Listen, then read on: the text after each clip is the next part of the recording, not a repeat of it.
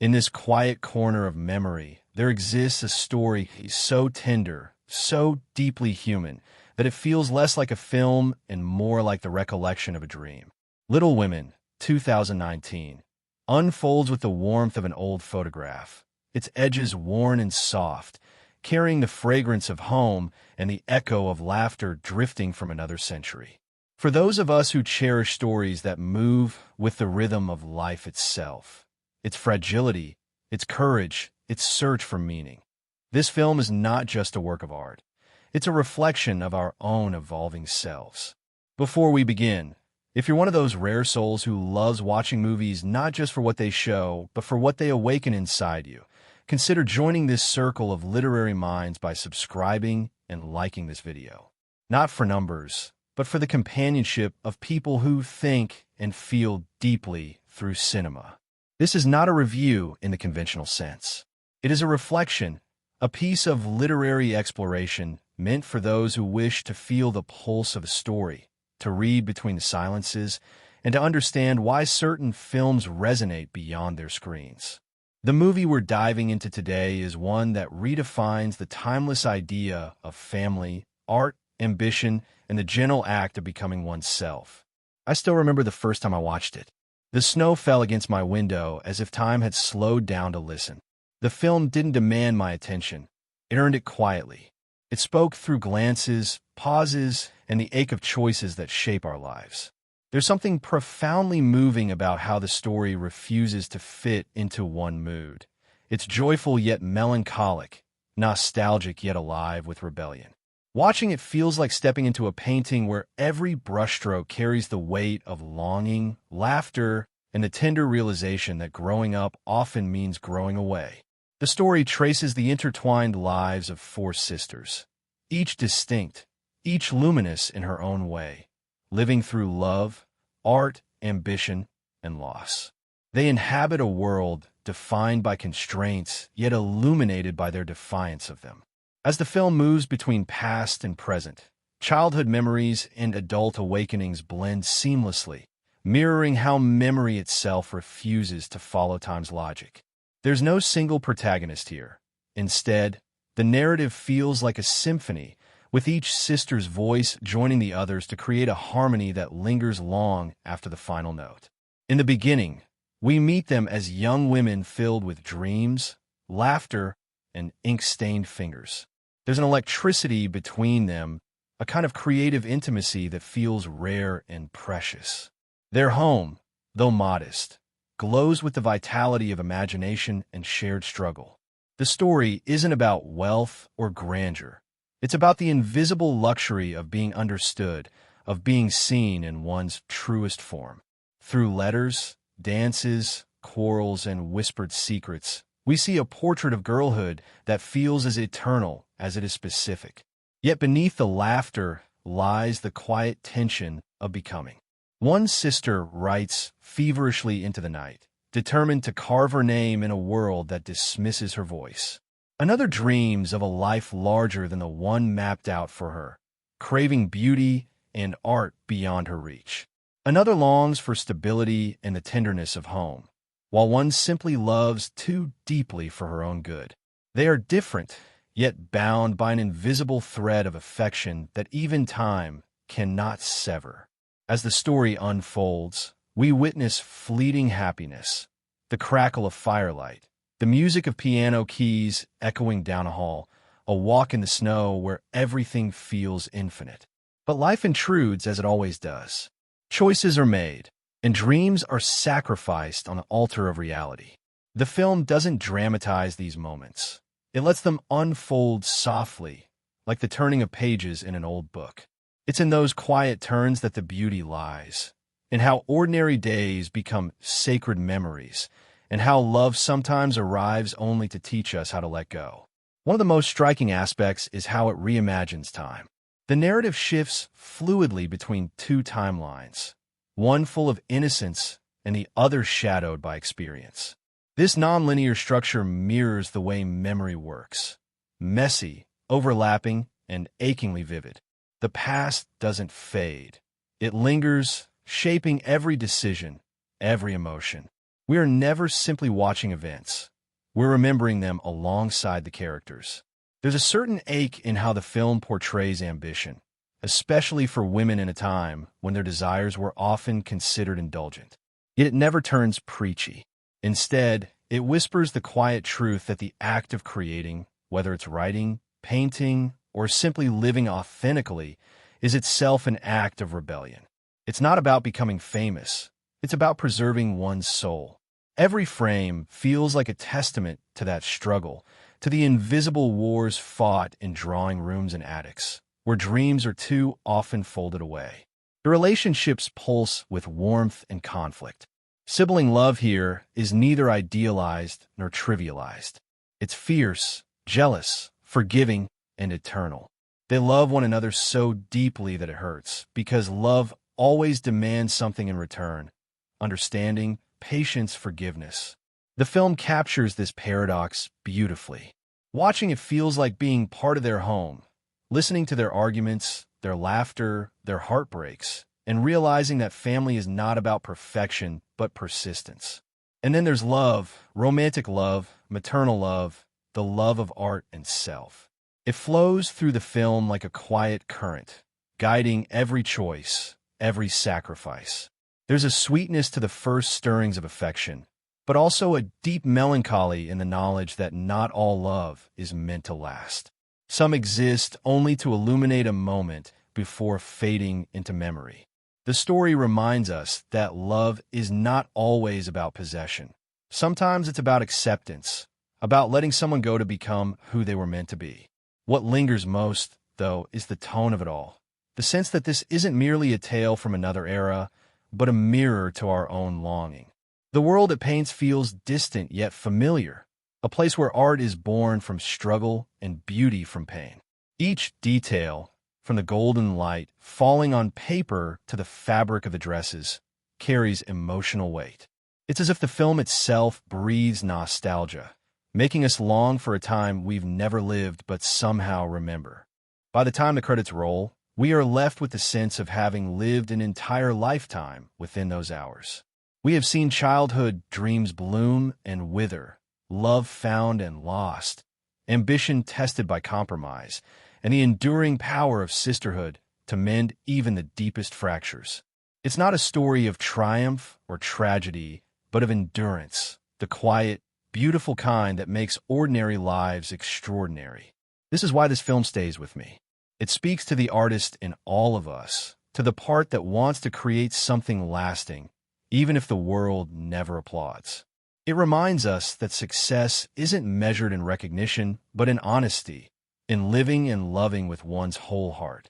Watching it feels like a letter from the past, written to those of us still figuring out how to belong, how to forgive, how to dream without fear. There's an exquisite irony in how it celebrates imperfection. None of its characters achieve exactly what they wanted, yet each discovers a kind of peace through self-acceptance. They learn, as we all must, that life rarely unfolds according to plan, and that meaning lies not in what we achieve, but in what we become through the journey. And perhaps that's the true brilliance of the story. It understands that growing up is not a single event, but a continual act of rediscovery. It captures the way we return, again and again, to the people and places that shaped us, not out of nostalgia, but out of gratitude. Because even when we move forward, we carry those moments with us, tucked quietly into the folds of who we are.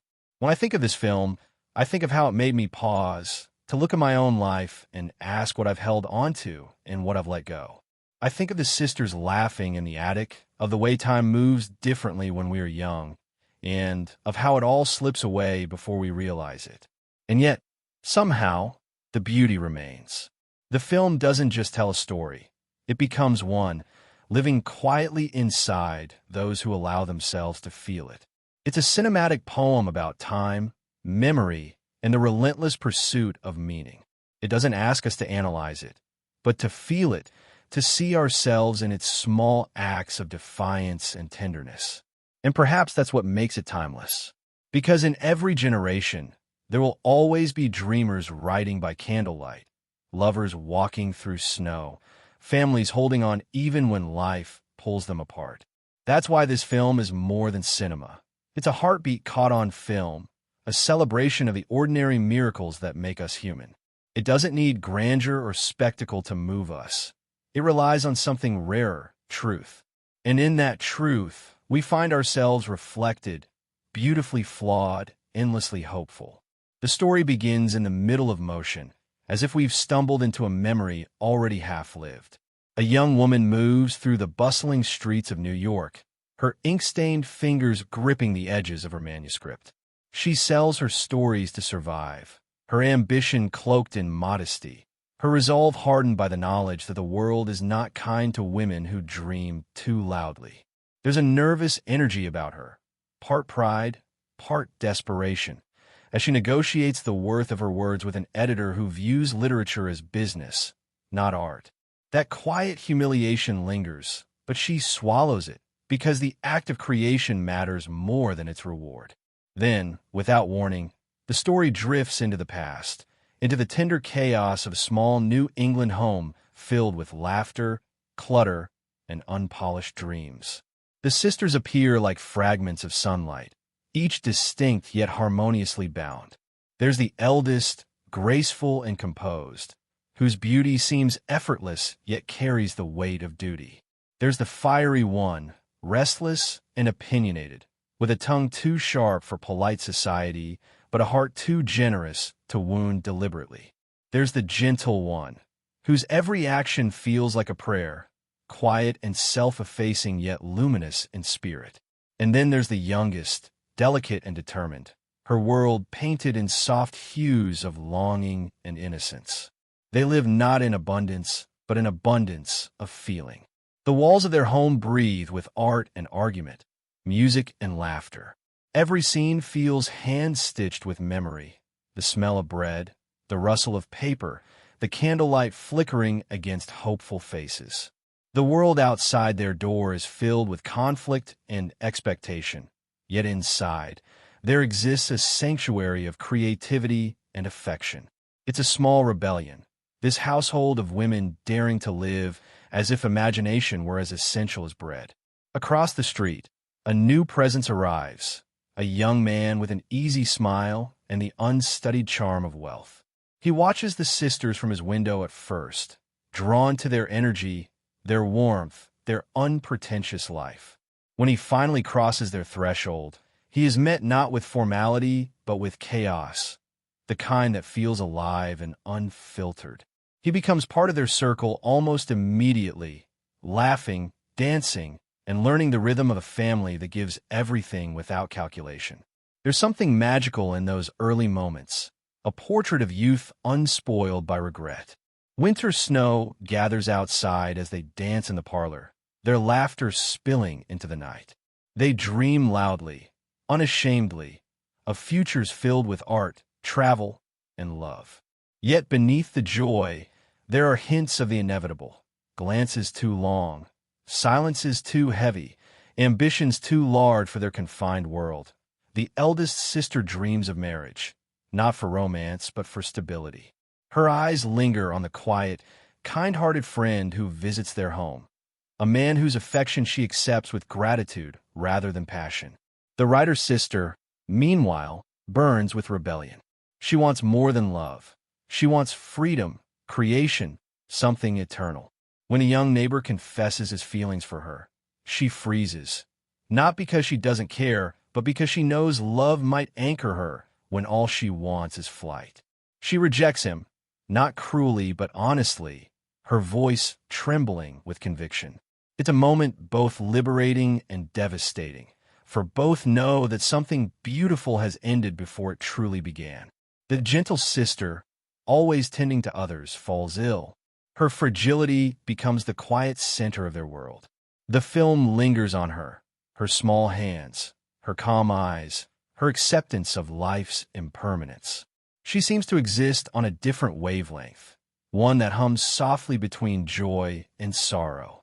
She becomes a symbol of all that is fleeting, the beauty that doesn't last but transforms those who witness it. Meanwhile, ambition draws the writer's sister away from home. She leaves behind the comfort of family and enters a city that measures worth in currency and compliance. The contrast is jarring, from the warm glow of home to the cold sharpness of independence. She writes feverishly, filling pages with stories drawn from memory, love, and guilt. Yet every triumph feels hollow, every publication a reminder of the distance growing between her and the life she left. Back home, time marches unkindly. The youngest sister grows older, more poised, and more conscious of her place in society.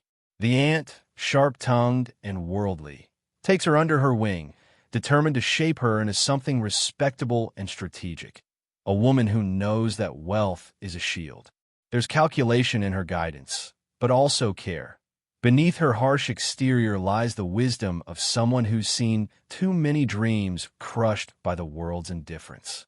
In the quiet of night, the sisters write letters to each other, tender, teasing, confessional. The words bridge the distance between them, keeping their love alive even as their lives diverge. Yet the letters also reveal something deeper, the unspoken ache of growing apart. Each is building her own identity, and with it comes the bittersweet knowledge that closeness, like childhood, cannot last forever. The film's rhythm mirrors the passage of time, uneven, unpredictable, like memory itself. Scenes of laughter dissolve into moments of longing, celebrations into goodbyes. There's a ball where one sister dances beneath chandeliers, pretending she belongs among the glittering crowd. There's another scene where another walks through snow to deliver kindness, her boots soaked, her heart full. Each gesture, small as it seems, becomes monumental when placed against the fragility of their world. What makes this first half so enchanting is its quiet refusal to dramatize life. Instead, it observes. It watches how love grows and falters, how ambition strains against duty, how joy and sorrow coexist within the same breath. Every frame carries a pulse. Every silence feels intentional. The sisters are not merely characters. They're possibilities, reflections of what women might become when allowed to exist fully. The writer's friendship with the young neighbor remains unresolved, hovering between affection and regret. Their conversations are filled with longing for something both know cannot be. His love is tender but rooted in convention. Hers is wild, reaching beyond the domestic boundaries the world offers. When she turns him away, it's not rejection. It's a cry for freedom, for space to create without apology. Yet the pain in her eyes betrays the cost of such independence. Amid these personal awakenings, the family faces hardship. Their father is away, tending to the wounded in war. The absence weighs heavily, yet the mother remains the anchor, a quiet force of endurance. She moves through the house like a prayer, holding her daughters together through sheer will and compassion. Her love isn't loud, but it sustains everything. In her, we see the quiet strength that so often goes unnoticed, the kind of heroism that rarely earns applause but holds the world in place. The turning point comes quietly. A letter arrives, and with it, the reminder that life doesn't wait for dreams to be fulfilled. Illness enters their home again, shadowing the warmth with dread.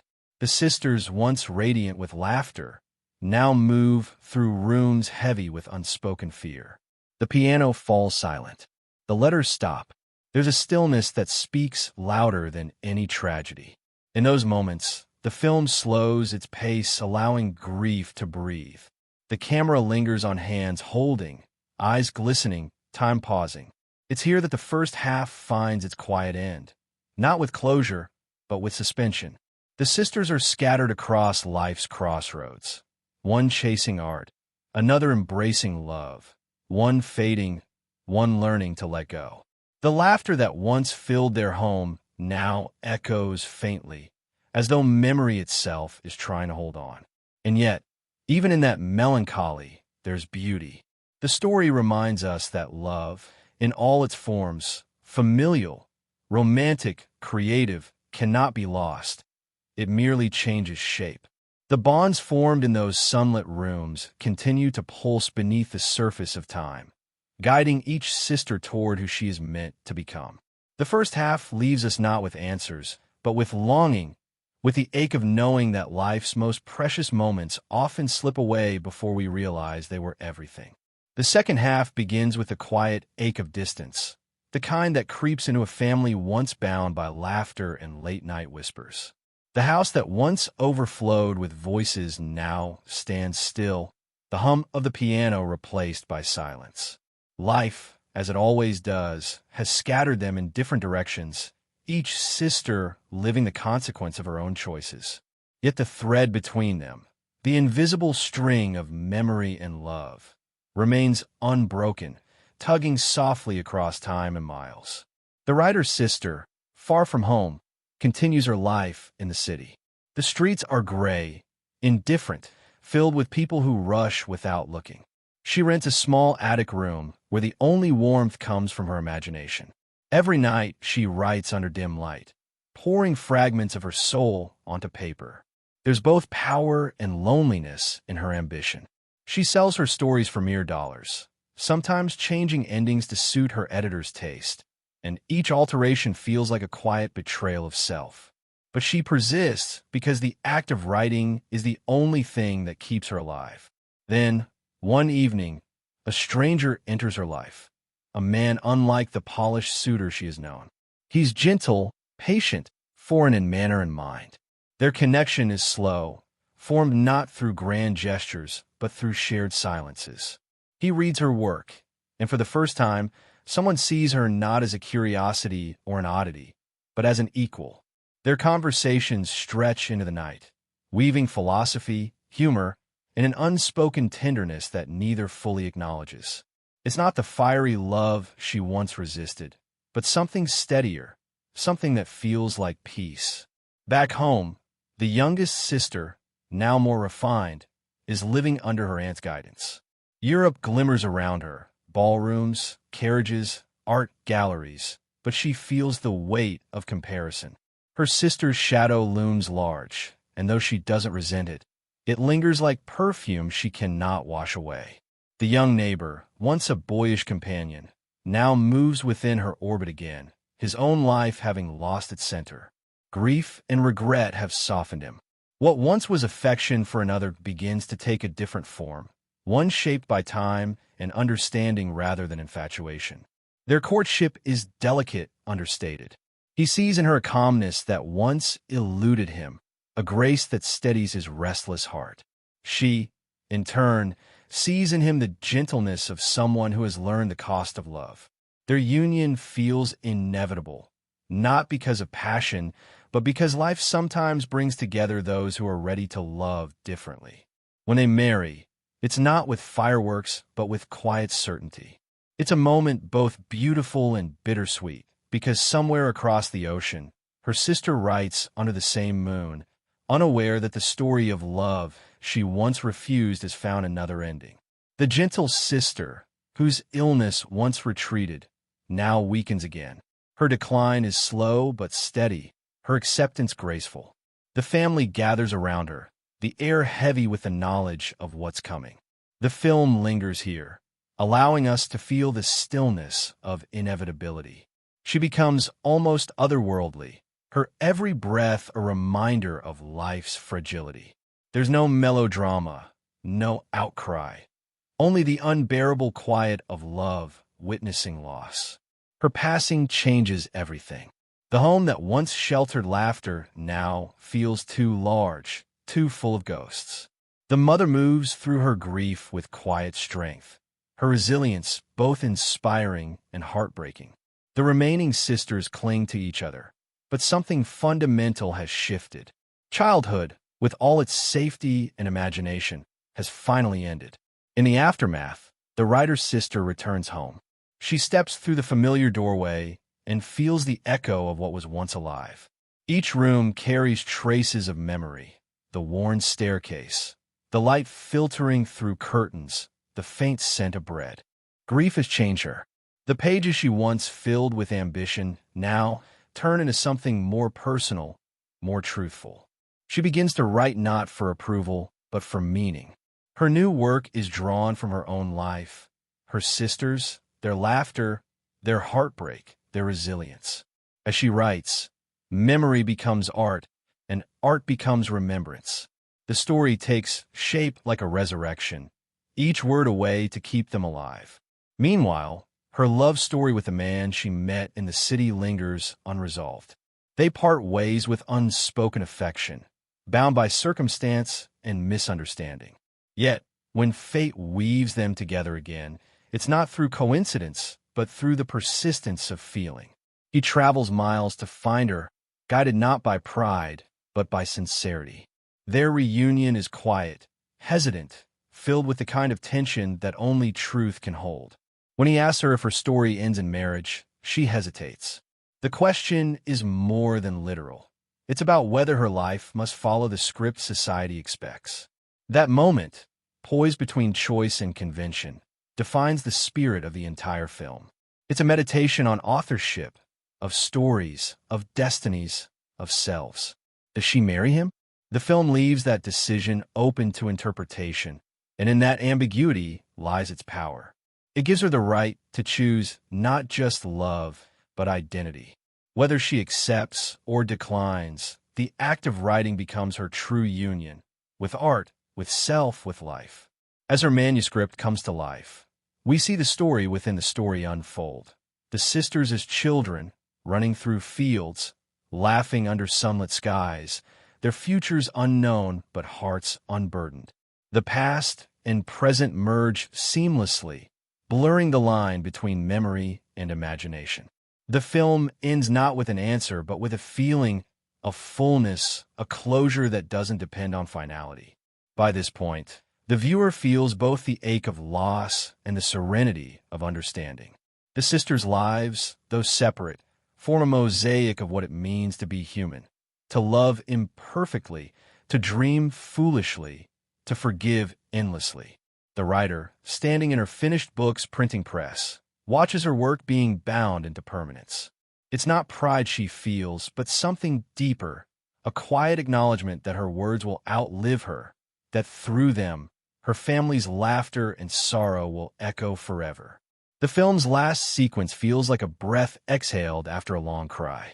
Sunlight spills through windows, the pages of her book stacked in neat piles, her face illuminated with peace. Around her, life continues.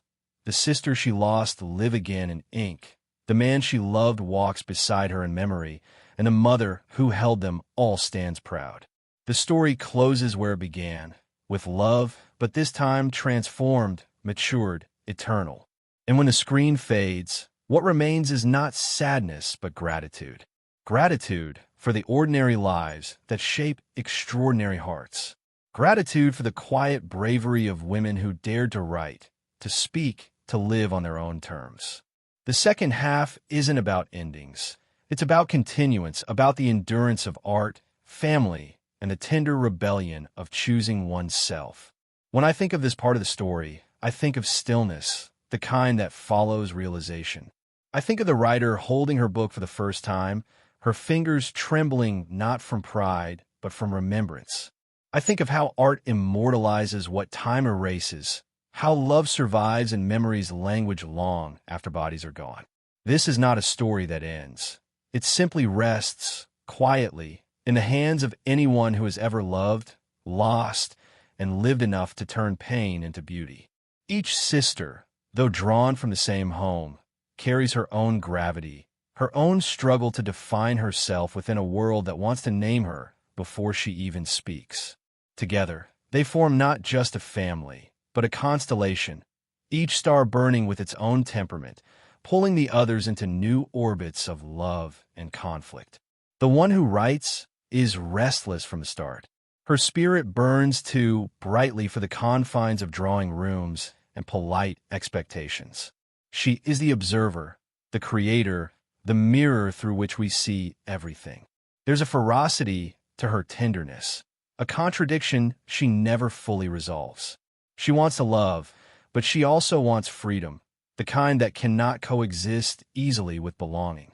She fights the invisible war between the heart and the pen, between the need to be held and the need to be heard. Every word she writes is an act of rebellion against silence, against invisibility. And yet, in her ambition, there is loneliness, the kind that seeps into even the most victorious moments. She's the soul of the story, but also its wound, the reminder that creation often costs what we hold most dear. Then there is the eldest, the embodiment of grace and quiet endurance. Her beauty is not vain, but burdened. She lives in a world that rewards appearance more than substance, and though she moves within it effortlessly, her heart belongs elsewhere, in loyalty, in family, in gentleness. She loves a man who loves her truly, and she accepts that love not because it fulfills her dreams, but because it sustains her reality. Her tragedy is subtle, often overlooked. She learns that love is not always a grand declaration, but a steady presence that demands humility more than passion. She is the kind of woman the world takes for granted, but without her, everything would fall apart. The quiet one, the gentle sister, is almost too pure for the world she inhabits.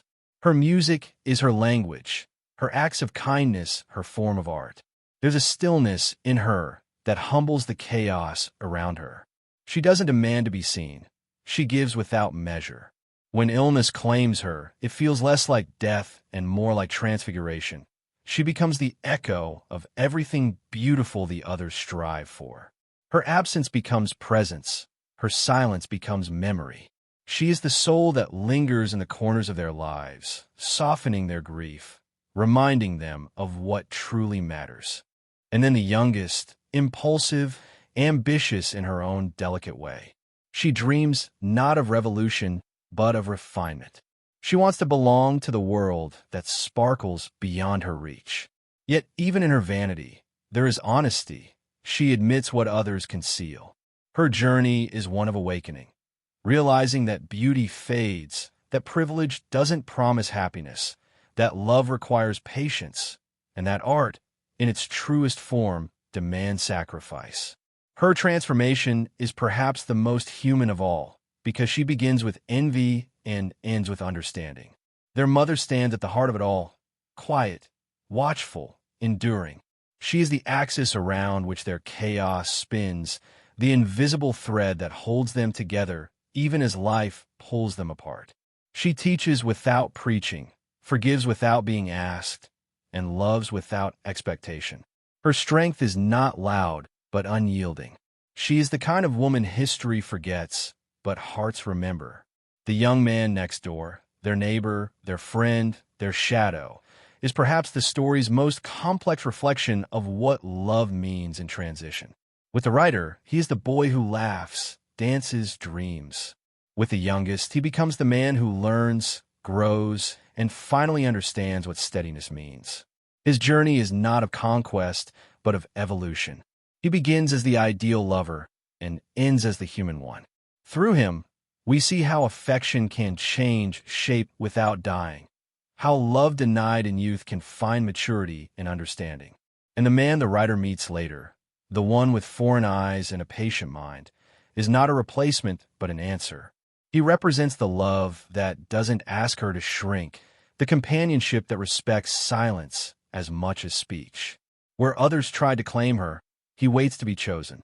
His presence in her story is a whisper, not a shout, a symbol of what love could be when rooted in equality. Each of them becomes an instrument in a larger symphony, their individual notes resonating against one another. Together, they create a portrait not of perfection, but of humanity, messy, tender, unfinished. Their conflicts feel real because they are born not from malice, but from misunderstanding, not from selfishness, but from fear. They love each other so fiercely that it sometimes hurts to watch, because their affection is tangled with the inevitable truth that love cannot always protect us from change. The writer's arc embodies the tension between self-expression and connection. Her refusal of love is not arrogance, it's self-preservation. She fears being consumed, losing the very thing that defines her. And when she finally finds love that doesn't demand surrender, it feels like grace. Yet her greatest creation is not romance, but remembrance. the act of writing her family's story, ensuring their lives outlast mortality. In her, art and love merge, not to compete, but to coexist. The eldest sister's journey is quieter but equally profound. She learns that kindness is its own kind of rebellion in a world obsessed with appearances. Her marriage, often misunderstood as a compromise, becomes her victory, a choice born not of desperation, but of discernment. She chooses not wealth or thrill, but peace. And in that choice lies her wisdom. The youngest story unfolds like a lesson in humility. The glittering world she once admired reveals its emptiness. The man she marries is not the one she dreamed of, but the one who truly sees her. Her love, shaped by patience and empathy, redeems her earlier vanity. She grows into herself not by imitation, but by forgiveness of others, of herself. And the gentle sister, even in death, remains their guiding light. She's the anchor to their memories, the keeper of innocence. Her absence is what forces the others to confront their fragility, to find strength in the spaces she leaves behind. Through her, the story teaches that love doesn't end. It changes form, finding its way into music, memory, art. The mother, ever constant, becomes the silent teacher. She doesn't preach feminism, yet her entire existence is a testament to it. Her life embodies quiet resistance, the courage to nurture dreams in a world that discourages them. Every act of hers, feeding the poor, comforting the sick, forgiving the selfish, is a form of creation as sacred as writing or painting. When viewed together, these characters form an ecosystem of emotion, a living map of womanhood in all its contradictions. The film doesn't elevate one kind of woman over another. It honors them all: the writer who fights, the mother who gives, the sister who forgives, the lover who learns. It's a symphony where no instrument is secondary. And what binds them all is love, not the romantic kind alone, but the love that endures through irritation, disappointment, and loss. The kind that stays even when hurts. The kind that forgives before being asked to. The kind that transforms grief into gratitude. Their story is proof that love doesn't need to be perfect to be eternal. Each character's journey mirrors a different form of courage. The courage to say no, the courage to stay, the courage to forgive, the courage to begin again. Together, they remind us that strength is not loudness, but authenticity, that the quiet act of being oneself in a world that insists otherwise is the most radical act of all. By the time their stories intertwine for the last time, we realize that every argument, every heartbreak, every act of defiance was not separate, but symphonic. They are not opposites. They are each other's echoes. Their lives, stitched together by memory and art, become one body, one voice. And when the writer closes her manuscript at the end, she is not just finishing a book, she is immortalizing them. Every page becomes a resurrection, every word a promise that they will not fade. Through her, they live again, their laughter eternal, their love unbroken. This is what makes them unforgettable. They are not ideals. They are reflections of us, flawed, tender, striving, unfinished. They remind us that family is not just blood. It's the shared effort of becoming, of holding on even when time insists on letting go. And in that, they become timeless, not because they lived perfectly, but because they lived truthfully. There's a certain magic to the stories that happen off-screen, in the spaces where film and life blur together. The making of this one feels like a quiet act of alchemy, a director stepping into the shadow of a literary monument, daring not to imitate, but to breathe new life into it. It's one thing to adapt a beloved novel. It's another to reinterpret it with enough grace that it feels both faithful and entirely new. What happened behind the scenes of this film was a labor of love, a symphony of details, accidents, and discoveries that shaped its tender brilliance. The casting itself was almost poetic. The four women chosen to play the sisters seemed as though they had been living these roles long before cameras rolled. Their chemistry wasn't rehearsed, it was lived. During filming, They spent time together not as actors, but as siblings, eating, laughing, bickering in small, affectionate ways. They built that invisible familiarity that cannot be faked on screen. There were challenges, too. Filming in natural light was a risk. The cinematographer chose to chase sunlight rather than control it, meaning that many scenes had to be timed precisely with the movement of day. The golden hues of morning and the dim glow of candlelight became the palette of memory. The house would sometimes grow too dark too early, forcing the team to wait in silence until the right light returned. This patience gave the film its rhythm, a sense that beauty often requires surrender, not control. The costumes became a quiet language of their own. The color palette shifted with time, warmer, brighter tones for youth, muted, cooler shades for maturity. Each sister's wardrobe traced her emotional evolution. The writer's clothes, often slightly mismatched, reflected her restlessness. The eldest's refined silhouettes revealed her poise and restraint. The youngest's rich European fabrics captured her transformation from innocence to sophistication. The dying sister's costumes faded in color and texture over time, mirroring her fading presence in their world.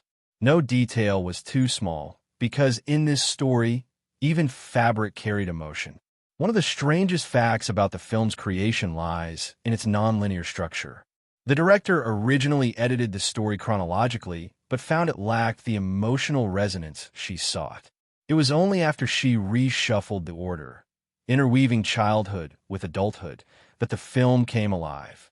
Memory and present bled into one another, creating that haunting duality where every joy carries the shadow of its loss, and every sorrow glows with the echo of happier days. This was not merely editing. It was rewriting the rhythm of memory itself. There were moments during production that felt almost supernatural in their coincidence. During the filming of the sister's death scene, the weather shifted unexpectedly.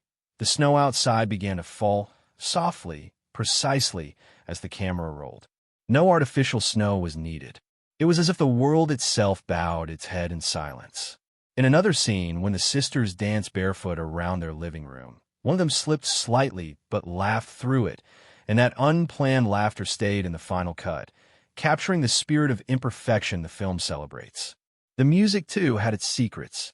The composer crafted themes for each sister, weaving them together so subtly that their melodies merge in key moments, echoing how their lives intertwine. The gentle piano motifs recur like heartbeat and memory, sometimes slowed, sometimes fragmented.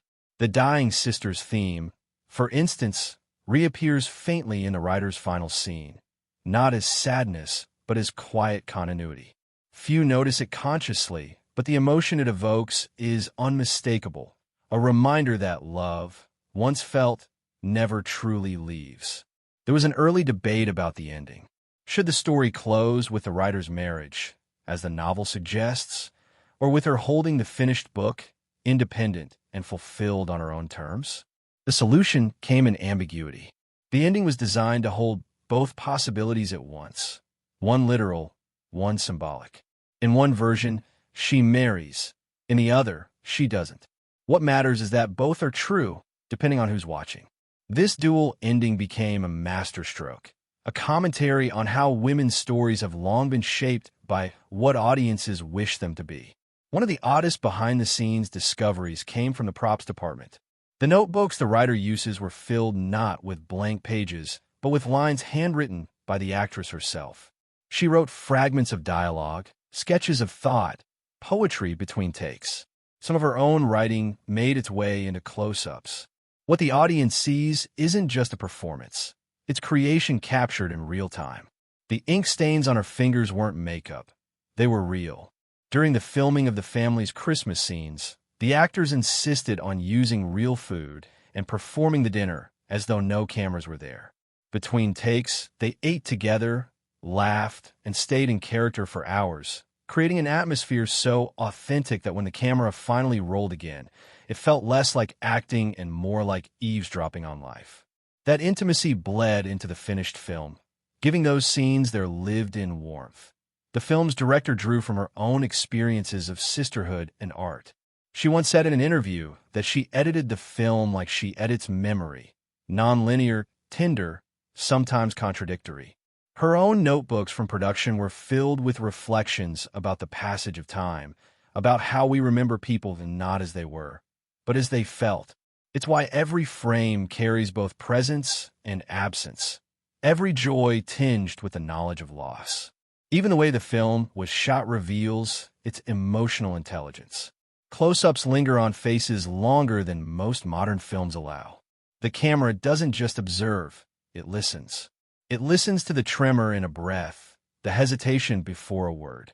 The cinematographer avoided over-polished lighting, preferring the unpredictability of natural glow, as though the world itself was conspiring to create something human. The team faced long days, tight schedules, and occasional exhaustion. But every account from the set tells the same story, a sense of purpose that overshadowed fatigue. The actors often said that filming felt like living inside the story's heart. The final wrap brought tears not of relief, but of reluctant farewell, as though they were leaving behind a home rather than a set. Perhaps the strangest thing about this film's making is that so many of its accidents became its essence. A misplaced prop, an unscripted smile, a change in weather. Each became part of its emotional language. It's as if the universe favored authenticity over precision. The end result feels inevitable, but it was born from risk, improvisation, and the rare chemistry that happens when art is allowed to breathe. In retrospect, what makes this production extraordinary is how it mirrors the story itself. A group of people, mostly women, working together to create something lasting, something true, in a world that still questions their authority to do so. Their collaboration became a reflection of the very themes they were portraying: ambition, artistry, sisterhood, loss, and endurance. The film they made isn't just about art. It is art, born from the same tenderness and struggle that define its characters. And when we look back at it now, knowing all the quiet miracles that unfolded behind the camera, the accidents of light, the laughter between takes, the handwritten pages smudged with real ink, it becomes clear that this was not just filmmaking. It was memory-making, a collective act of remembering what it means to live, to love, and to tell stories that refuse to fade. Every film carries within it a pulse, a set of moments that beat quietly beneath the narrative, shaping its rhythm, its breath, its heartbeat. In this one, the key events unfold not with spectacle, but with emotional precision.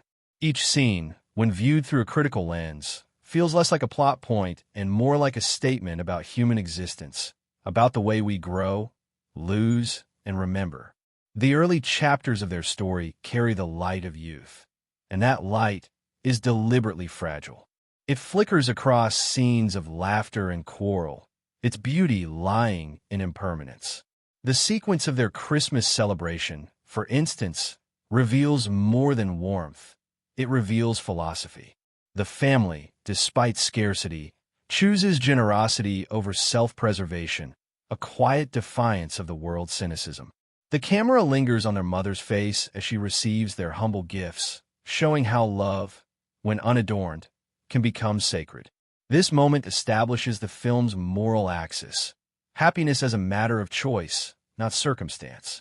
The pivotal event of the young neighbor's entrance into their lives operates as the story's emotional hinge. His arrival expands their world, and in him, we see not just affection but reflection. He becomes both participant and witness, the mirror in which the sisters see themselves differently. When he dances clumsily in their living room, the scene appears joyous, yet under analysis, it carries tension, the intrusion of an external gaze upon female space. The sisters, though playful, are also aware of being watched, their freedom momentarily altered.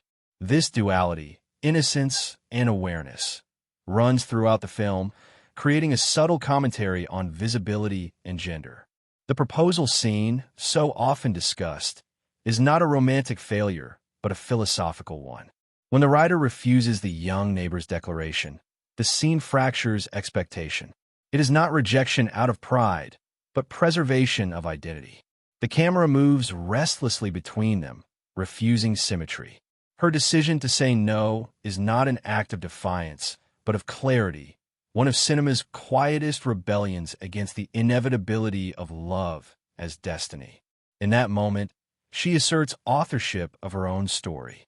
Critics often point to this as the film's feminist spine, but it is more deeply human than political. It's the portrayal of love as an emotional truth rather than a social contract. The illness of the gentle sister functions as the film's metaphysical turning point. Her decline is staged not as tragedy, but as transformation. The lighting grows colder, the compositions more spacious, as though the world is slowly receding. The music nearly disappears, replaced by ambient silence, breath, wind, the creak of the house. This minimalism forces the audience to confront mortality not through spectacle, but through stillness. It's in that stillness that the film's spirituality blooms. Death, here, is not finality, but migration from presence to memory, from sound to silence. In contrast, the scenes of ambition, particularly the writer's struggles in New York, are filmed with harsher textures. The colors drain, the angles tighten, the dialogue sharpens. Her editor's office becomes a microcosm of creative compromise, a world where stories are currency, and sentiment must be trimmed to fit the economy of print. Yet she persists. The repetition of her walking scenes, through snow, through rain, through crowded streets, symbolizes endurance. She becomes a pilgrim of her own art, each rejection another step toward authenticity. The city, indifferent and gray, becomes both adversary and teacher. The youngest sister's arc unfolds through contrast. Her world in Europe glows with luxury, but it's sterile compared to the warmth of home. The framing of her scenes, mirrors, chandeliers, ornate galleries, reflects her entrapment within surfaces.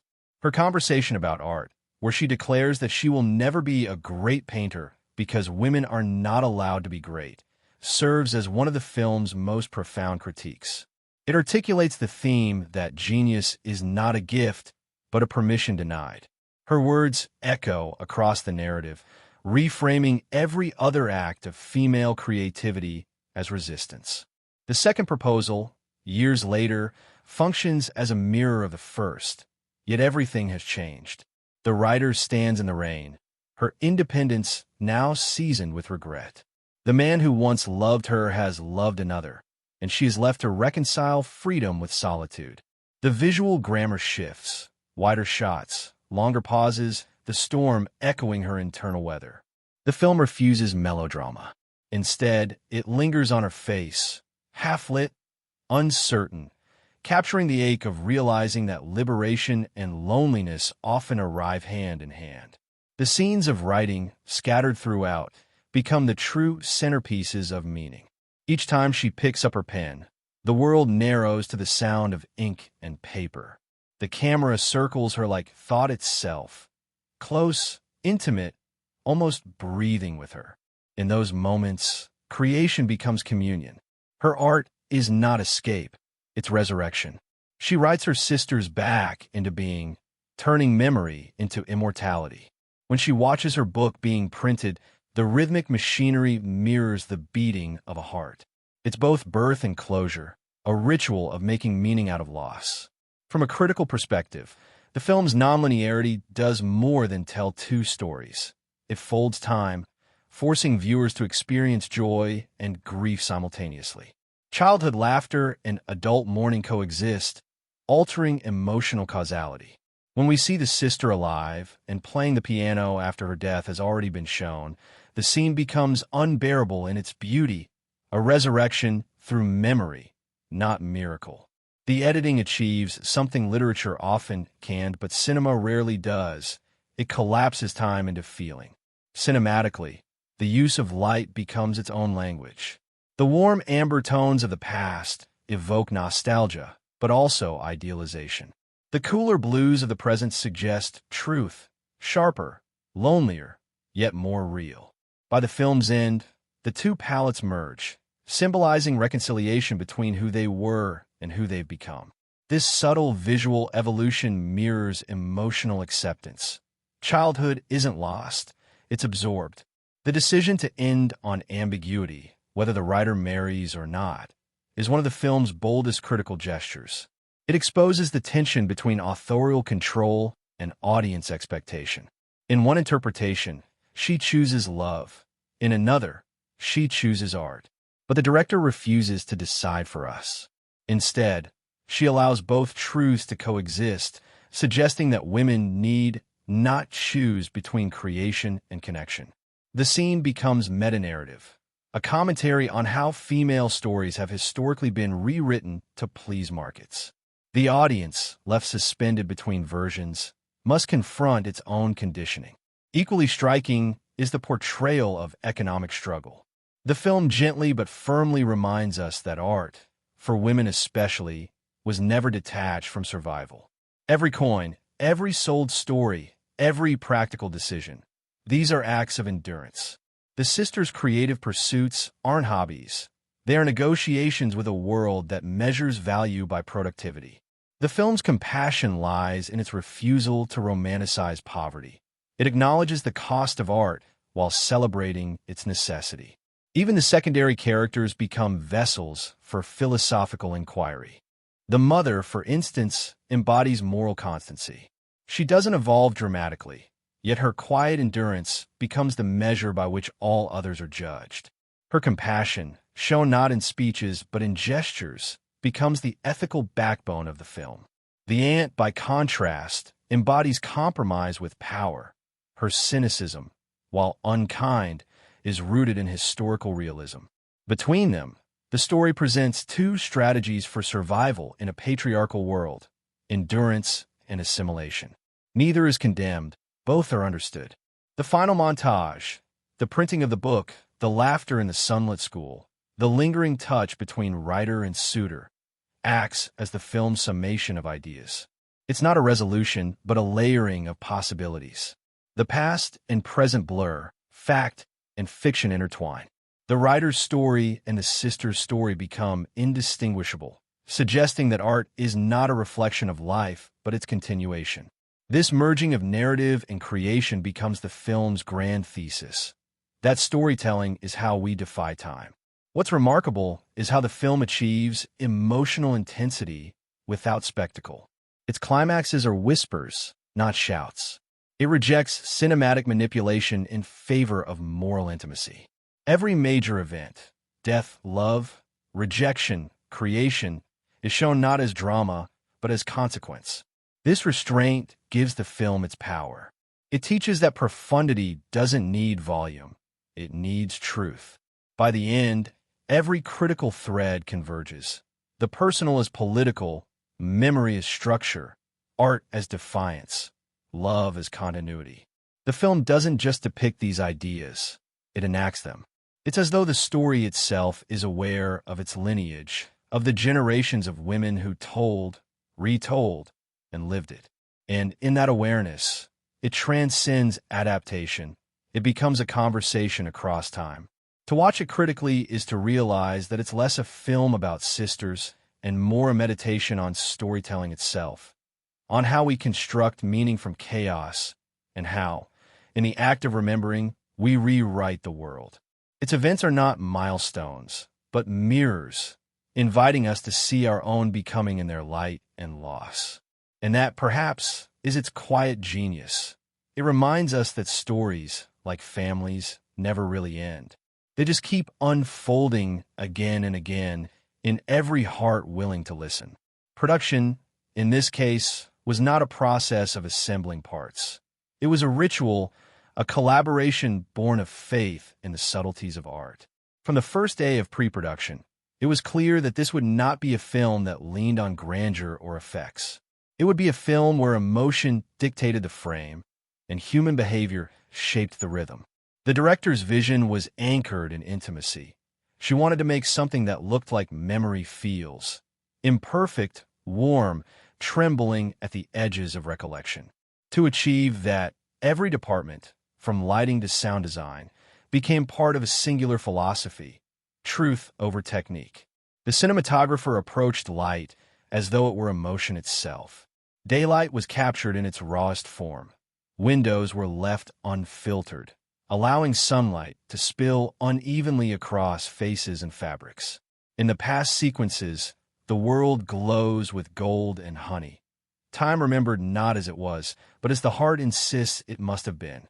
In the present-day scenes, the light fades into gray and blue, as though drained by the passage of time. This was not mere color grading, but storytelling through illumination. It's the light, not the dialogue, that tells us where we stand in the timeline of memory. The camera was often handheld, moving gently rather than fixed, creating the illusion that the viewer was inside the room, breathing the same air as the characters. This choice was not about realism, but about empathy. The camera was not an observer. It was a participant sensitive to every gesture and silence. During rehearsals, the actors were encouraged to move freely, to let scenes evolve organically. The cinematographer would follow rather than direct, trusting instinct over choreography. This created a fluidity that makes every shot feel alive, as though it might shift if we blinked. Sound design followed the same philosophy. Instead of heavy orchestration or post-production layering, the film embraced the natural sounds of the environment. The rustle of fabric, the scrape of chair legs, the clinking of teacups, the whisper of a turning page. These became the heartbeat of the scenes, grounding the story in sensory authenticity. The score, sparse yet lyrical, was written to mirror thought rather than mood. It doesn't tell us what to feel, it listens to what the scene is already saying. The composer used repetition like memory itself. Melodies recur, but never quite the same way twice, echoing how recollection distorts truth with emotion. The director's editing process was famously meticulous. She spent months deconstructing the narrative structure until it felt like a dream, non-linear, intuitive, emotionally ordered rather than chronologically aligned. She described it as cutting on feeling rather than action. This meant transitions weren't determined by scene endings, but by emotional echoes. A laugh in the past would cut to its absence in the present. A smile would dissolve into grief. A door closing in youth would open decades later in adulthood. This technique turned time into texture, something that could be touched, folded, and rewound. Costume design was another act of invisible storytelling. Each sister's wardrobe was built as an emotional archive. The fabrics were not only chosen for accuracy, but for texture, to catch light in ways that would reflect mood. The writer's clothes had looseness and movement, mirroring her creative volatility. The eldest wore silhouettes that emphasized control and maturity. The youngest costumes evolved from airy pastels to structured, muted tones as she grew into her own reality. The dying sister's fabrics grew thinner, paler, more translucent, as though she were slowly fading from the material world. Costume became narrative without words. The production design mirrored the duality of the film's timelines. The home, their center of gravity, was constructed with obsessive detail. Wallpaper was faded in certain corners, uneven where hands might have brushed over years. The set decorators filled drawers with unseen objects, letters, trinkets, old sewing needles, so the space would feel lived and even when untouched. The house aged with them. In the early sequences, it feels golden and full. Later, after loss, the same rooms appear larger, emptier, more echoing, as though absence itself had taken physical form. One of the film's most delicate production decisions was the creation of the printing press sequence at the end. It was filmed using an actual working 19th century press operated by hand. The noise of machinery, the texture of ink, the smudge of type, all real. The director insisted on authenticity because the act of creation was symbolic of everything the story stood for: endurance, labor, and the transformation of love into legacy. The sequence was shot over 3 days, each take painstakingly timed to the rhythm of the machine cycle, aligning perfectly with the film's final musical motif. Box office projections were modest. Period dramas rarely promise major commercial returns, but the producers believed in longevity over opening week triumph. The film's budget was carefully balanced, lean but sufficient. The team chose to spend on authenticity rather than spectacle. The film's budget was carefully balanced, lean but sufficient. The team chose to spend on authenticity rather than spectacle.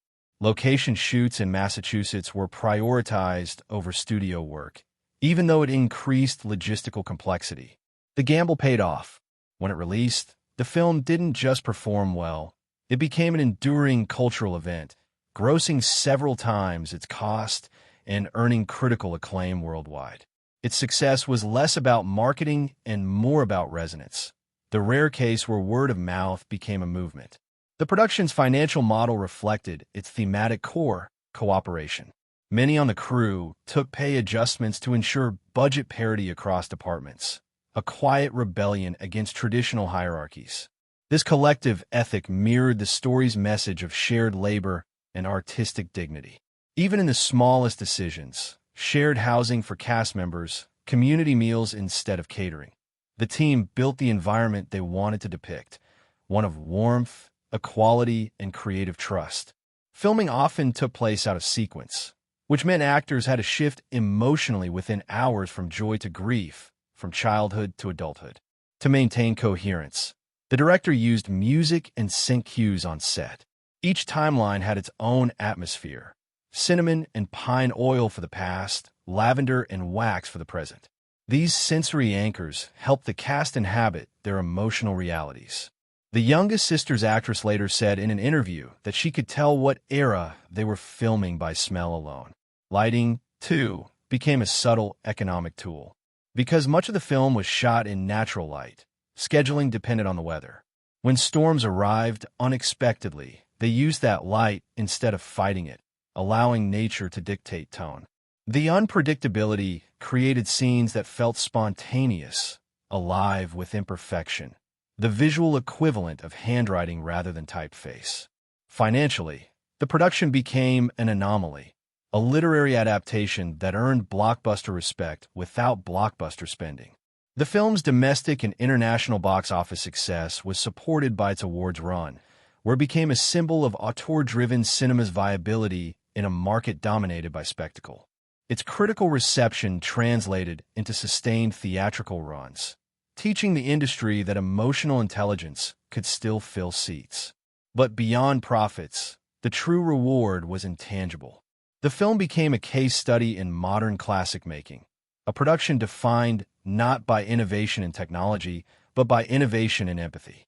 It demonstrated that with enough precision and vulnerability, even the oldest stories could feel radical again.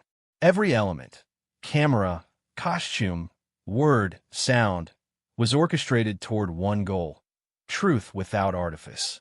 The post-production process, though quiet, was a battlefield of decisions. Should the final color tone lean into nostalgia or realism? Should silence dominate the score's end? Every choice carried philosophical weight. The final answer, as with everything in this film, was balance. Nostalgia and realism coexist, memory and fact blur, art and commerce find truce. When it was finally shown to test audiences, the reactions were not loud but tearful. Many viewers sat long after the credits, unwilling to leave, as if stepping out of that world too soon would break something sacred. Critics later noted that few films in recent memory had managed to capture grief and joy in such equal measure. The director, modest as ever, said simply that she wanted to film love as if it were light, visible only through what it touches. And that's precisely what the production achieved. Every frame feels like a hand extended toward the past. Every sound, every color, every movement is an act of reverence. The film became both a product and a prayer, a reminder that cinema, at its best, is not about spectacle but presence, about seeing ordinary life through the lens of extraordinary compassion. What remains behind that camera is a team who believed that making art was worth the risk, worth the fatigue, worth the patience. And as the last day of filming ended, the director rapped not with words, but with a gesture. She handed each actor a handwritten letter, thanking them for becoming part of her memory. That final image, cast and crew standing together in candlelight, was never filmed, but it might as well have been. It was the truest ending. Not the closing of a production, but the quiet completion of a shared dream. There's a certain intimacy in the way the film's setting seems to remember things. Every room, every landscape, feels like it's storing fragments of time. The echo of laughter, the residue of tears, the scent of wood and ink. It doesn't just contain the story, it breathes it.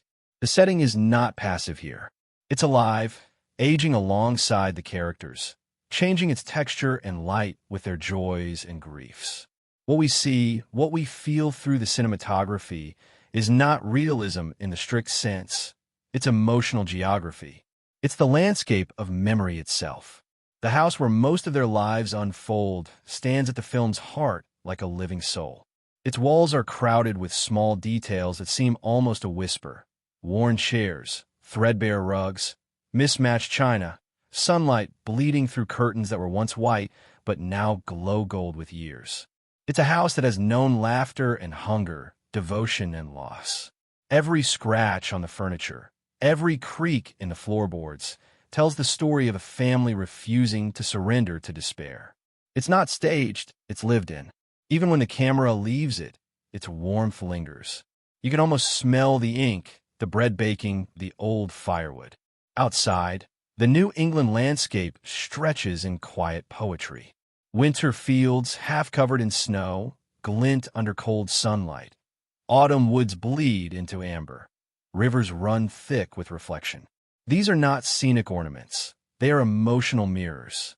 When the sisters run through the fields, the camera lets the horizon expand, making the world feel limitless. When loss settles in, the same fields tighten, boxed by fog, the world suddenly small. Light changes with feeling. When the family is united, daylight has the softness of butter.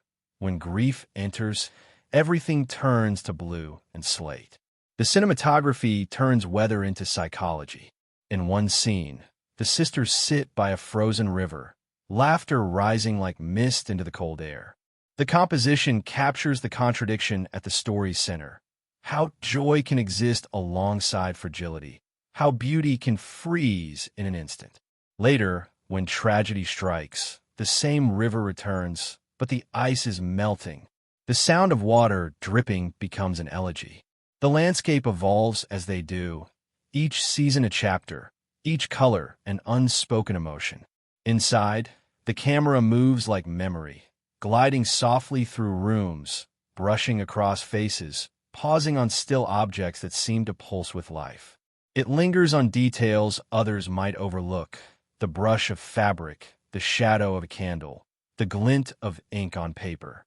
These images form the film's visual language, where light becomes feeling and texture becomes thought. The cinematographer's palette is one of restraint. No harsh contrast, no sharp edges. Everything is wrapped in a kind of soft melancholy, as though the world itself has learned gentleness from the people inhabiting it. One of the most telling visual techniques is the use of natural light. Mornings feel honest, almost unfiltered, filled with the imperfections of real daylight. Evenings descend slowly, with candles taking over the burden of illumination. That transition from sun to flame becomes a metaphor for continuity, the passing of one form of light into another, just as childhood gives way to adulthood. Shadows in this film are not darkness, they're memory. The interplay of brightness and dimness becomes a dialogue between past and present. The costumes interact with setting like brushstrokes on a canvas. In the glow of lamplight, fabrics seem to absorb memory. Cotton and will carry the warmth of hands, the exhaustion of work, the tenderness of care. Each color scheme is deliberate. Youthful scenes filled with earthy tones and softness, mature scenes drained into faded blues and grays. Even the simplest costume tells a story about time. What was once vibrant now worn, what was once aspiration now surrender. Every frame is composed like a painting. The influence of 19th century art is visible in the framing. The sisters gathered around a window, a hand reaching into light, the symmetry of domesticity broken by motion. The director's use of space mimics the compositional balance of portraits and still lives, grounding the film in the aesthetic of its era without freezing it in time. There's movement even in stillness, emotion even in quiet. When the writer looks out the window toward a sunset that barely holds its color, it's not just a shot. It's a meditation on impermanence. The visual rhythm slows during grief, almost imperceptibly. Camera pans that once moved freely now hesitate. The depth of field tightens, trapping the viewer inside the emotional gravity of the scene.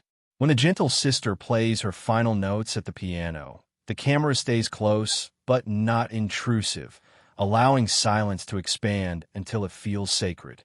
The sound fades, and all that's left is light flickering on her hands, a visual requiem that says what words never could. Even the editing follows the architecture of the house. The film flows like one long walk through connected rooms. Past and present are just doors opening into each other. Sometimes, a gesture in youth finds its echo decades later. Sometimes, a familiar space appears emptier, haunted by memory. The repetition of places, stairs, windows, hallways, becomes a visual motif of time folding over itself. We begin to see how memory lives in space, how walls remember what people forget. Cinematography, in this sense, becomes philosophy. The camera doesn't just show what's happening, it feels what's being lost. It captures not action, but the residue of it, the pause after laughter, the breath before decision. In a lesser film, this might feel indulgent. Here, it feels necessary. Life itself is rarely a sequence of events. It's a collage of sensations, echoes, half-remembered afternoons. The director and cinematographer seem to understand that deeply. When the setting shifts to the city, the tone fractures. The spaces become angular, the light harsher. The writer's small room feels claustrophobic compared to the open warmth of her childhood home. Her desk is placed beside a window that looks on her rooftops instead of trees, suggesting possibility without peace. The sound of the printing press outside her building becomes both comfort and torment, a reminder that the world moves forward whether or not she's ready. These choices are not decorative. They're psychological architecture. The spaces reflect what the heart endures. There's one moment, brief, almost imperceptible, where the writer returns home after a long absence. The camera follows her through the doorway, into rooms washed in afternoon light.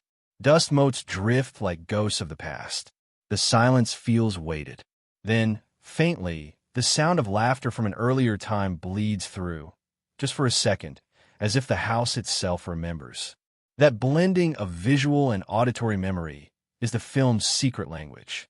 It reminds us that space is never empty. It's full of echoes. By the end, the setting becomes a synthesis of everything felt and remembered. The house, the landscape, the city, they are not separate worlds, but layers of one consciousness. The cinematography ties them together through color and rhythm, allowing us to feel that time doesn't erase places, it transforms them. The last images, the golden fields, the printing press, the laughter in the school, are not about where they are, but about what those places have become, sanctuaries of memory. When the credits fade, what remains isn't just admiration for the film's beauty, but a sense of recognition. The setting, the light, the textures, they remind us of our own private landscapes, the rooms and fields that once shaped us. In this film, place is emotion. Light is memory.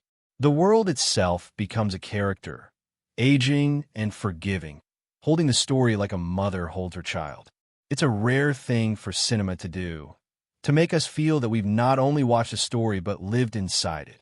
And that's what makes its setting unforgettable. It's not where the story happens. It's how the story remembers us back. Behind the camera, life took on its own kind of fiction. There are stories from the set that sound almost scripted, moments of coincidence, laughter, exhaustion, and improvisation that became the invisible skeleton of the film.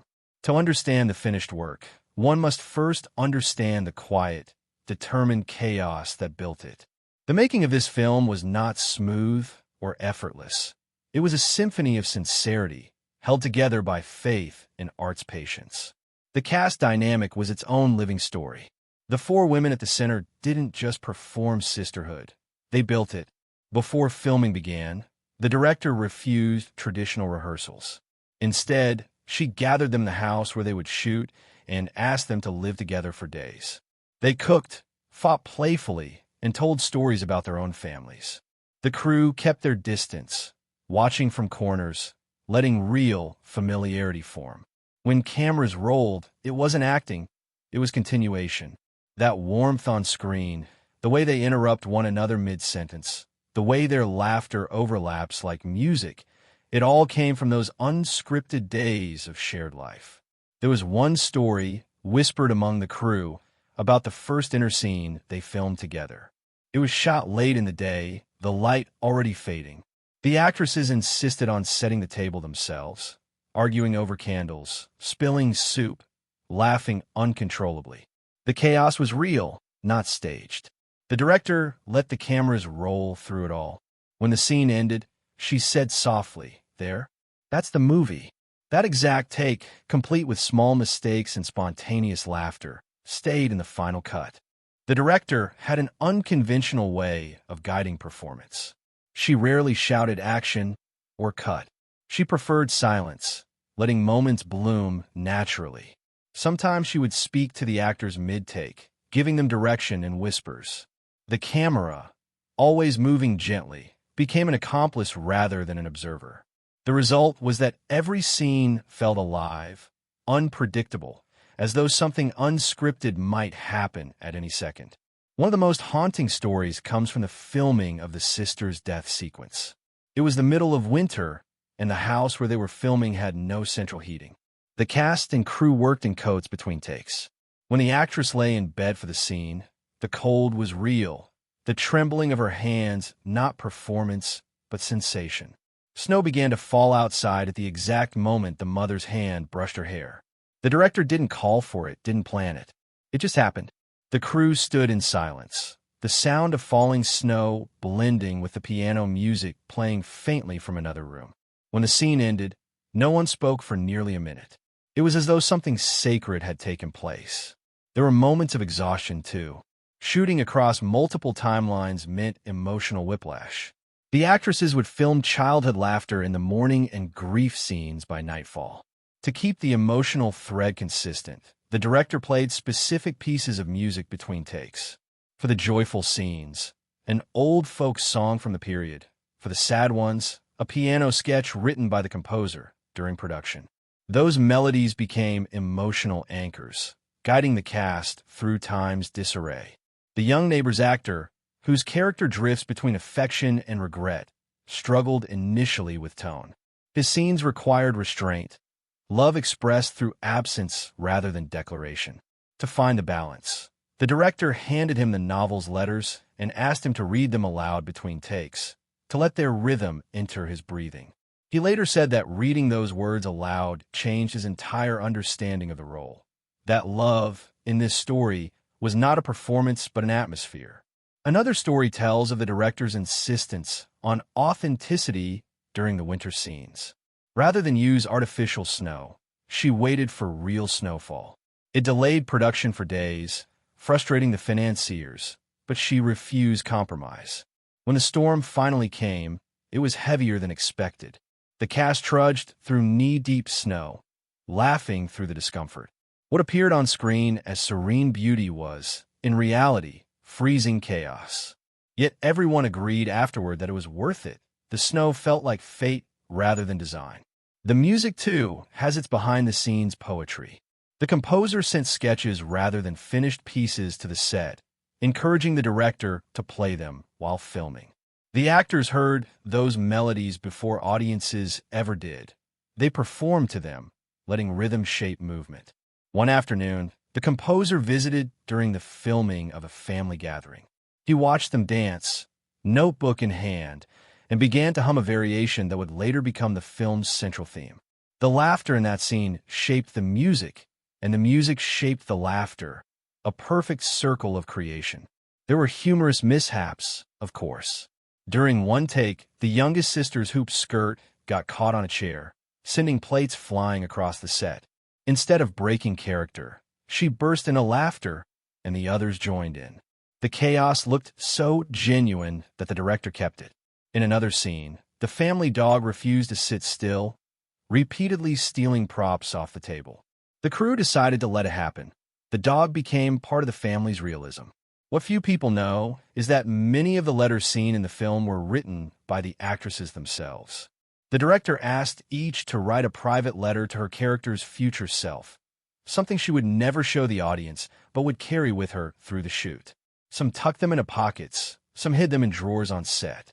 When the film ended, those letters remained in the house, uncollected, like relics of the story's spirit left behind. There's another small secret about the final scene. The moment when the writer watches her book being bound, her eyes glistening with pride and disbelief, it wasn't scripted that way. The actress didn't know the printing press would be running for real that day. The director told her it was just a rehearsal. When the first bound copy emerged, the director quietly handed it to her, embossed with her character's name. The tears in her eyes, the trembling of her hands, completely unscripted. What we see on screen is not acting. It's wonder. Even the quieter crew members carried pieces of the story home. The costume designer later revealed she had sewn a line of dialogue from each sister's monologue into the hems of their dresses, invisible to the audience, but always present. She said it was her way of blessing the characters with their own words. The sound team captured actual birdsong from the location and wove it faintly into scenes set in spring, creating continuity between interior and exterior life. Nothing was too small to matter. By the end of production, the set had transformed into something resembling a real household. Crew members began leaving personal notes on the walls and inside drawers. A makeup artist left a sketch of the sisters near the piano. A camera assistant carved initials into a wooden beam. When shooting wrapped, the director gathered everyone for one last dinner. The table was the same one used in the film, set with the same mismatched dishes. No cameras, no speeches, just shared silence, broken by laughter and tears. It's easy to forget that movies are built from fatigue and faith from invisible labor. But here, that labor became visible in every frame. The story of the sisters, of family, of persistence, it belonged to the people who made it as much as to the characters themselves. Behind the lens, they were living the same truth, that art is not about control, but surrender, not about perfection, but care. When the final day came, the director shot one last, unscheduled scene. The sisters walking together toward the sunset, laughing. It wasn't in the script. It wasn't even properly lit. She just said, "Go walk." They did. The camera followed, shaky and unplanned. The light caught their hair. The wind tangled their dresses. And though it didn't appear in the final cut, those few seconds became legendary among the crew. They called it the memory shot. It was never meant to be seen, yet it became the soul of everything they made together. A moment of pure, fleeting truth preserved only in the hearts of those who were there. There are stories that whisper their meanings gently, and then there are those that bloom slowly, revealing their secrets only to those patient enough to listen. The heart of this one lies not in its dialogue or its events, but in the quiet spaces between them, the pauses that carry entire worlds of meaning. To speak of its themes and symbols is to enter those spaces, to listen not to what is said, but to what trembles beneath the surface. The film's first and most enduring theme is that of becoming. It isn't a story about success or arrival. It's about process, the slow, painful, beautiful work of forming an identity. Each sister, in her own way, becomes a metaphor for a stage of self-realization. They are not archetypes, but embodiments of the many contradictions that live inside us. Ambition and humility, love and independence, joy and sorrow. The film teaches that to grow is not to perfect oneself, but to embrace one's incompleteness. Becoming is never finished. It is a continuous act of redefinition. This theme intertwines with the idea of authorship, the right to tell one's own story. The writer's struggle is not just creative, it is existential. Her refusal to let others define her narrative mirrors the film's own resistance to being reduced to a love story. When she chooses her craft, she is not rejecting love. She is claiming authorship over her life. Every page she writes becomes a rebellion against invisibility. The act of writing transforms into an act of survival. Her book within the film is both a literal creation and a symbol of self-possession, a metaphor for how memory becomes permanence. The film's most delicate symbolism lies in its treatment of time. Time here is not linear. It folds, repeats, overlaps. It moves the way memory moves, returning to the same moments again and again, as if trying to understand them differently each time. This cyclical movement is a symbol for life itself. The repetition of emotion, the reappearance of loss and joy in new forms.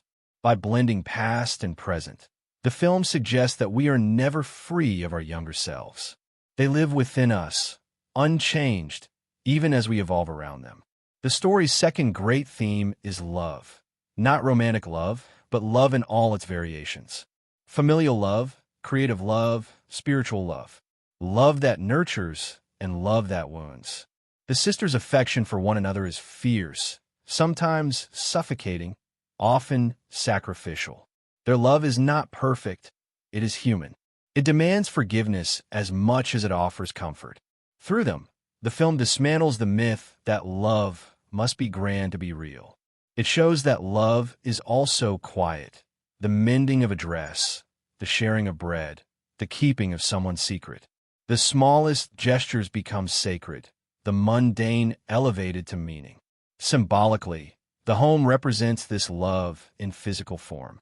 It shelters them not only from the cold of winter, but from the coldness of the world outside. Its warmth, its disarray, its imperfection, all mirror the heart's condition. The house expands and contracts with their moods, glowing in moments of joy and dimming in times of sorrow. It stands as the film's ultimate metaphor for memory, the place where everything begins and to which everything returns. Even when they leave, the house waits, unchanged in spirit. The theme of art and sacrifice pulses through every frame. The writer's journey reveals the cost of creation. Art demands solitude, time, and the courage to face oneself. It isolates even as it liberates. Her ink-stained fingers become a symbol of devotion, her small attic room a shrine of perseverance. The film never romanticizes her struggle. Instead, it honors its weight.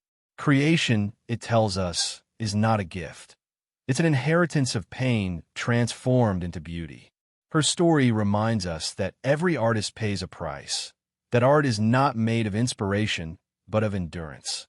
Death, in the film's universe, is not an ending, but a form of transformation. The gentle sister's passing becomes a central symbol, representing purity returning to the infinite. She is not taken from the story. She becomes part of it. After her death, her presence lingers in music, in silence, in memory. The film treats mortality as a threshold rather than a conclusion. Her absence teaches the others how to live more fully, how to carry love forward without possession. She becomes the eternal within the transient, a soft echo that gives weight to everything that follows. The color symbolism is equally profound. The warm ambers and soft browns of the past reflect nostalgia, the glow of memory idealized by time. The cool blues and grays of the present suggest clarity and acceptance. When these tones finally merge toward the end, it is not just an aesthetic choice, it's emotional resolution. The blending of color mirrors reconciliation between youth and adulthood, between loss and gratitude. The film's recurring use of light and shadow deepens this symbolism. Light, in its shifting forms, sunlight, candlelight, lamplight, represents the fragility of understanding. It flickers, dims, and returns, just as faith and hope do. Darkness, on the other hand, is not portrayed as menace, but as intimacy, the place where thought and creation are born. The writer works at night, not because she rejects the day, but because night offers the privacy needed for truth. In her solitary candlelight, we see both isolation and illumination. There's a scene where the writer stands by a window, pen in hand, staring out at the falling snow. It's a simple image, yet layered with meaning. The window becomes a metaphor for her condition, the boundary between inner and outer worlds, between dream and reality. Snow, pure yet transient, mirrors inspiration itself, fleeting, impossible to hold.